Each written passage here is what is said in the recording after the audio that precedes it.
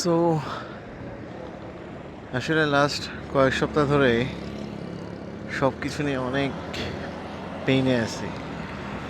তো লাইফ হোক, জব হোক, এভরিথিং। অ্যান্ড পেইনে থাকলে যা হয়, I decided to make a right. সুন্দর একটা ইনফরমেশন পেলাম। এটা হচ্ছে ইউকেতে একটা হেলথ স্টাডি হয়েছিল অ্যাডাল্ট মেনদেরকে নিয়ে, প্রাপ্তবয়স্ক পুরুষদের নিয়ে। সেখানে 74% পুরুষরা হচ্ছে ফ্রাস্ট্রেটেড ছিল। তো এবার আপনি চিন্তা করেন আমাদের বাংলাদেশে এই পার্সেন্টেজটা যদি কোনো স্টাডি হইতো, এটা কতটুকু হতো। তো আমরা যারা বাইক রাইড করি, আমাদের একটা পজিটিভ দিক আছে। এটা হলো আমরা চাইলেই বাইক রাইড করে আমাদের স্ট্রেস কমাতে পারি। এটাও একটা রিসার্চে আসছে যে আপনি যখন বাইক রাইড করতেছেন, you are just so focused about the ride that আপনার যে মেন্টাল যে স্ট্রেসগুলো, এগুলো অনেকখানি কমে যায়। সো আজকের রাইডটা বেসিক্যালি সেই জন্যই, বিকজ লাস্ট কয়েক সপ্তাহ ধরেই আসলে কোনো রাইড হচ্ছে না এবং লাইফেরও একটু ডাউন টাইম যাচ্ছে। তো এই জন্যই বেরোয় পড়লাম।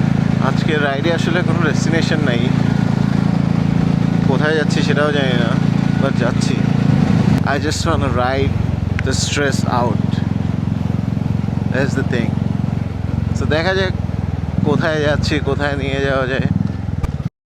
আমার মনে হয় বাইকার বা যারা ড্রাইভ করে তাদের জন্য সবচেয়ে পেইনফুল থিং হইতেছে এই ট্রেনের জাংশনগুলোতে দাঁড়ায় থাকা। মাই গড, গরমে ঘামতেছি আর আধা ঘন্টা ধরে দাঁড়ায় আছি। অলমোস্ট 1 ঘন্টার কাছাকাছি হয়ে গেল বাইক চালাচ্ছি এবং চালাতে চালাতে রিয়েলাইজড বিক্ষিপ্ত মনের জন্য বিক্ষিপ্ত সমুদ্রের ঢেউ, এর থেকে বেটার কিছু হতে পারে না। সো সমুদ্রের দিকে আগাচ্ছি। চট্টগ্রাম কক্সবাজার হাইওয়ে থেকে হাতের ডান দিকে চলে আসলাম। ডেস্টিনেশন একটু পরে জানতে পারবেন। This is not the first time I am coming here, so আগে যারা আমার ভিডিও দেখছে দে উইল নো।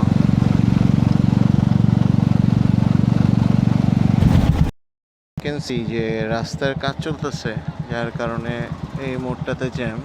সামনে বুলডোজারের কারণে রাস্তা এক পাশ বন্ধ, কাজ হচ্ছে পিচের। এখানেও একটা বিরক্তিকর জ্যাম। কাফপুর এই হাউজিং এরিয়াটাতে আসলে আমার ছোটোবেলায় হাউজিং কলোনির কথা মনে পড়ে।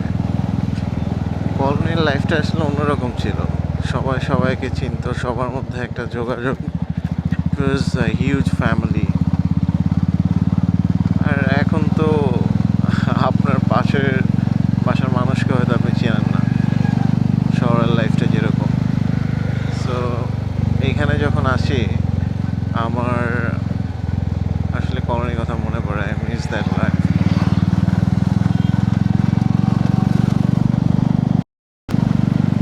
আমি সমুদ্রে একদম কাছাকাছি।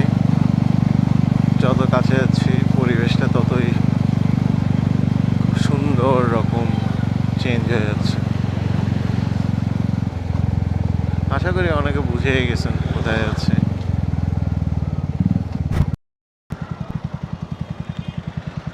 ফুলতলি বিচে আসার সবচেয়ে বড় সমস্যা হচ্ছে এই ব্রিজটা। এখনও তো এত মানুষ আসা শুরু করে নাই, যেহেতু বিকাল হওয়া শুরু হয়েছে, বাট অলরেডি দেখেন এখানে জ্যাম পড়ে গেছে এবং এক সাইড আসলে আরেক সাইড আসতে পারে না। সো এখানে দেখা যাচ্ছে যখন ভিড় থাকে তখন অনেকক্ষণ জ্যামে পড়ে থাকতে হয়। এটা খুবই প্যারাময় একটা জিনিস।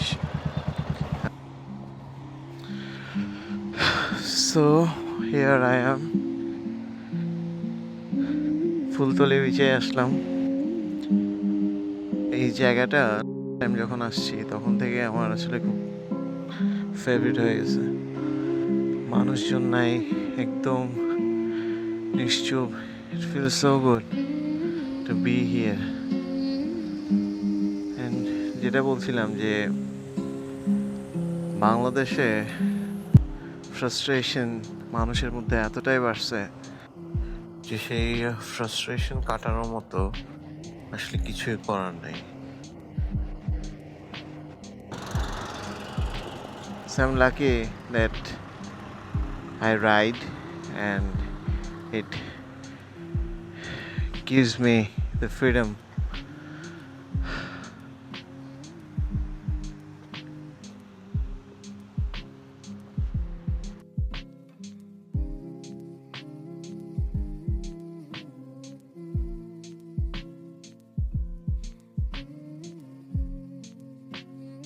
অনেকক্ষণ হয়ে গেল।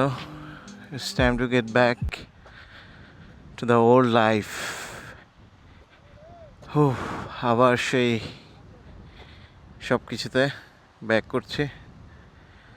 সো এটাই ছিল আমার ছোট্ট একটা escape from all the hassles, all the stress.